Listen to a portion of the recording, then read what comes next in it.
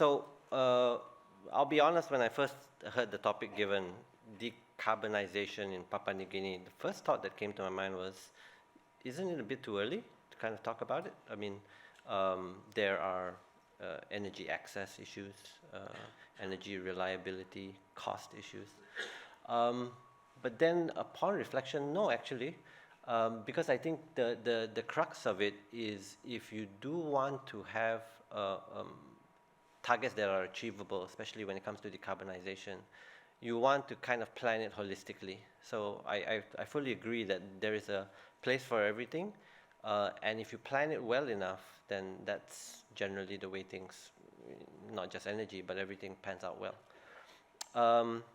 So first, maybe it'd be good to kind of explain, just in case, what the IFC is. So the IFC is actually part of the World Bank Group. IFC is the private sector arm. So what we are generally known for is the financing and the investment side. And what it essentially trying to do is trying to spur economic development in developing markets. I'm actually part of a group that's relatively new. It's called the Pre-Investment Group. And what we do is actually we come in at an early stage. So we actually wear more of a developer's hat, and we actually co-partner with private sector to try to unblock issues.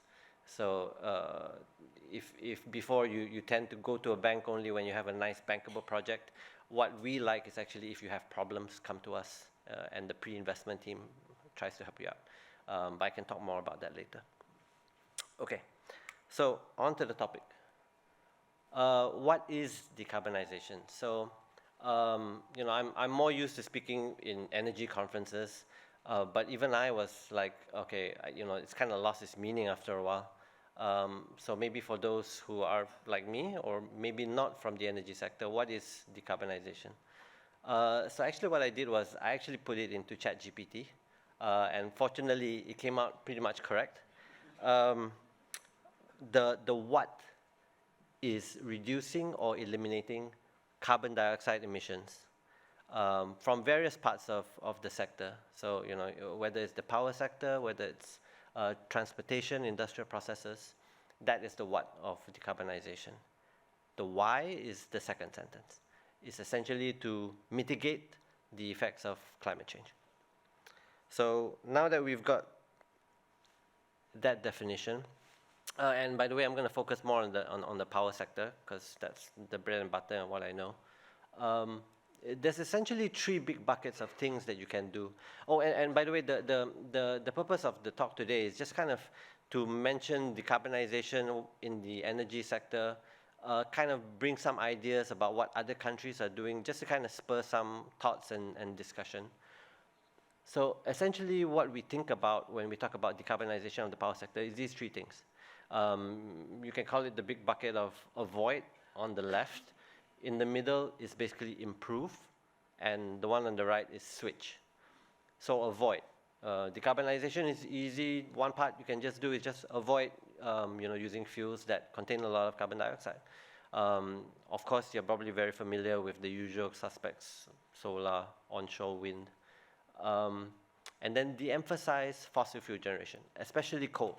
So you'll find that anywhere around the world, it's very hard to finance coal power plants nowadays, and with very good reason. Because generally there really isn't a need for coal. But I think the key point in that column is actually the last one. First of all, if you do want to bring private sector investment, you do have to create an environment where the private sector feels comfortable to come in. And generally what that means is you create a bankable environment for them to kind of participate. The second one, now moving on to improve. This part is actually equally important, but it's probably not as sexy as the renewable energy generation that everybody talks about. But this is actually very crucial. Over in Australia, you can probably tell that when you start getting a lot of renewable energy into the grid, then you know that it kind of becomes a different kind of set of problems. But going back to the PNG case, how can you talk about electrification when you don't have access to electricity? So if you can think about 10 years ago, the way that we cook, the way that we drive, is very much based around combustion, right? And what you see is a trend of electrification kind of taking over.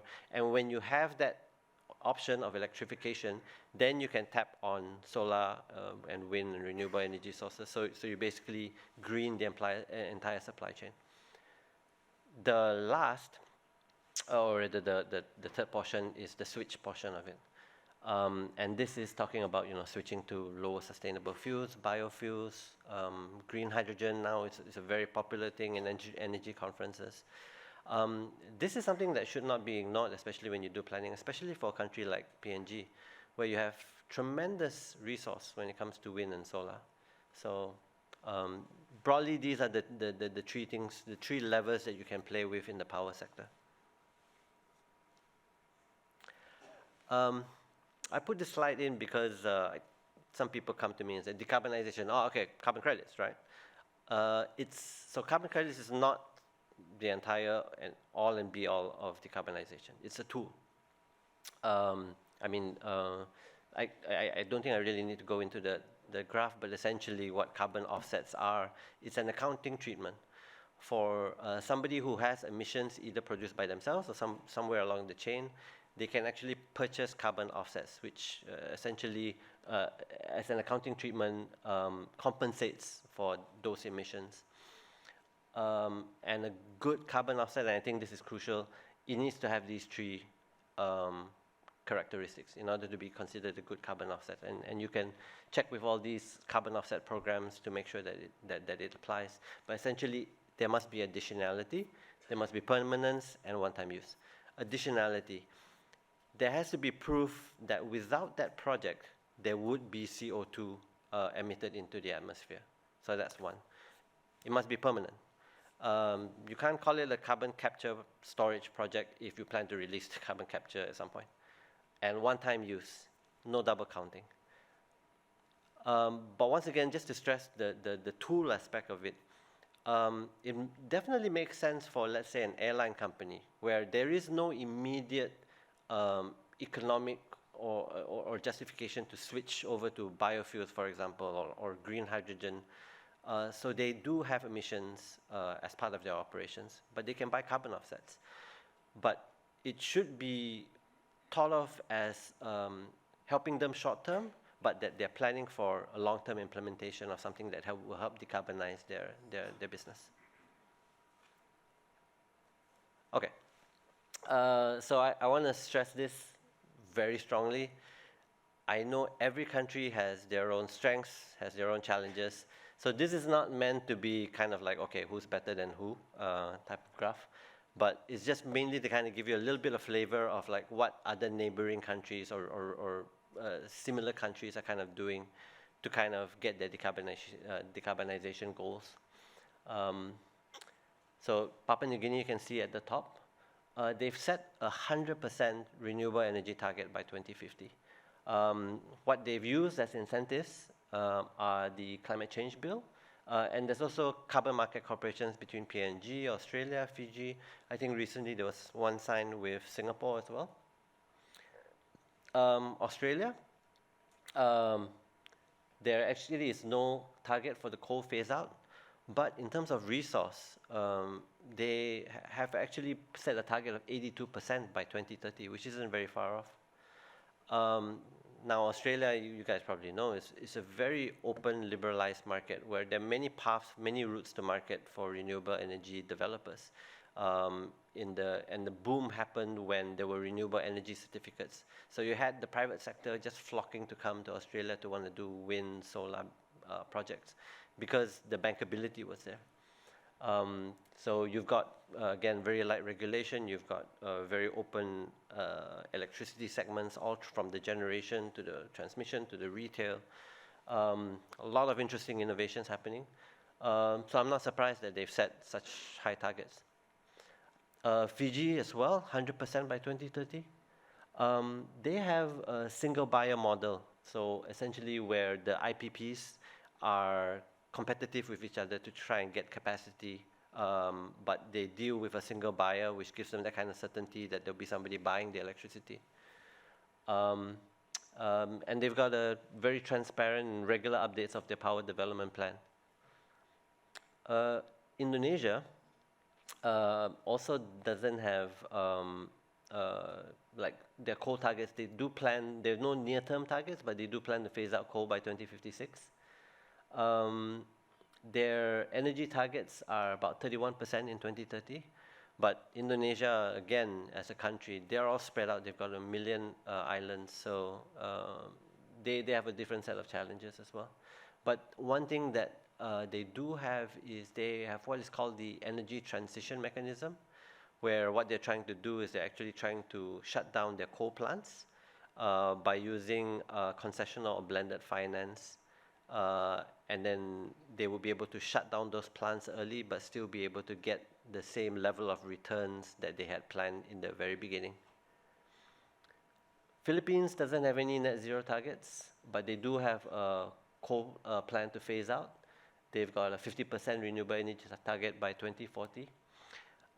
Very similar to other countries, their growth was on the backbone of a feed-in tariff. So Philippines and Vietnam, actually, you can kind of compare them side by side. Their growth of renewable energy really happened when the government said, you know what, we're going to do a feed-in tariff program, which for those who are not in the energy sector, essentially what it is they tell you exactly how much they're going to pay for a very long time. Sometimes they tell you, okay, I'm going to pay you 8 cents per kilowatt hour, but it's going to be for 20 years. So there is less of competitive tension. As long as you find 8 cents makes your economics, then you just apply for it and you can get it. So it gives really a lot of sense of comfort for investors. And that's kind of what drove Philippines and Vietnam to kind of hit those renewable energy capacities that they have today.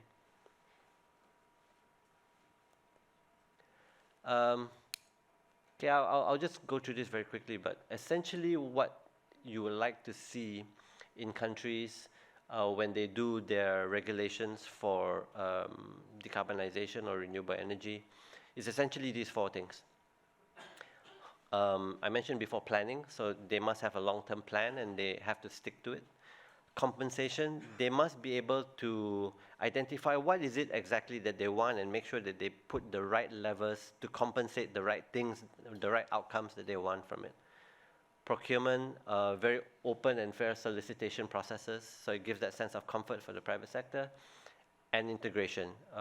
So nowadays energy is very much integrated with a lot of different parts of the economy, even transportation, for example, with finance. So there needs to be a holistic view whenever you're doing regulatory policy. So you guys probably have seen this before, but Papua New Guinea actually has really good wind and solar resources. So here, the more red, the better. The one on the left is wind. So they've got tremendous wind resources offshore.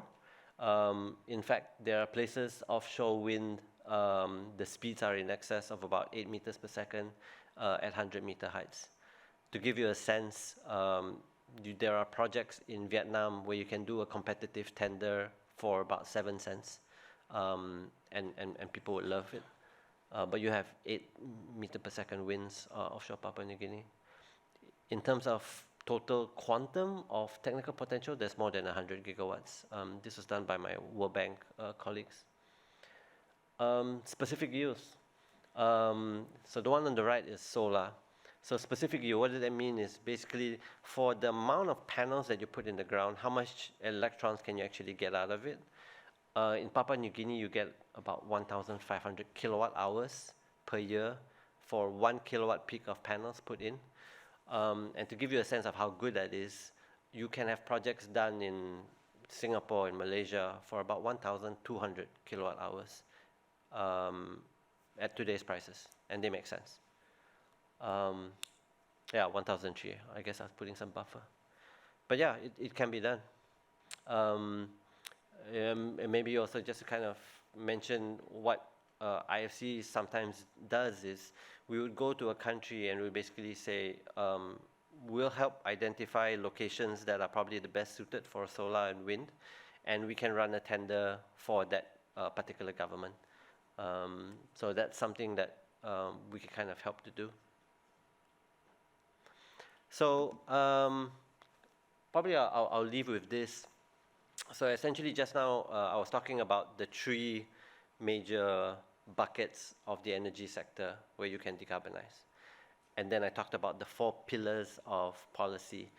What we actually did a few months ago was we actually conducted an energy workshop with the Honorable Prime Minister, stakeholders in the energy market of Papua New Guinea, IFC, World Bank colleagues. And actually we kind of sat down and kind of brainstormed, okay, what are potential ideas to kind of unlock the renewable energy sector or the decarbonization sector. And these were some of the outcomes from that workshop. I think, you know, the most obvious one was in terms of setting very clear targets about and a roadmap to achieving it. Very open, fair, transparent information and processes to all. The second one is promoting renewable energy. And sometimes people can have a sense that renewable energy means, you know, these big wind farms or these big plants, but sometimes you can just start off with solar rooftop, for example. So one idea we had was that why don't we allow self-generation of solar PV on the rooftop of commercial and industrial customers, you know, as a start. The part that I mentioned before about expanding transmission and distribution, I think that is a key part that needs to be addressed over in Papua New Guinea.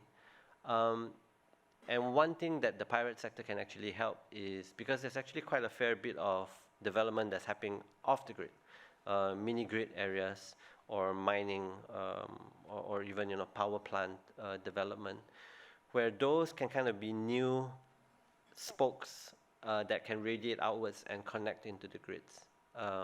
So that is a potential way where the private sector can actually help, you know, build part of the grid in cooperation with the government.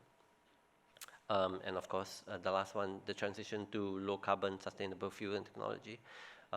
With the resource that Papua New Guinea has, you know, that's potentially something that maybe in the immediate future may come, but it's something that definitely should be planned for because the resource is so good. You know, the earlier you identify probably a roadmap for green hydrogen, for example, then the sooner you're better prepared for it when it comes. And I think that's it. So yeah, thank you very much for your time.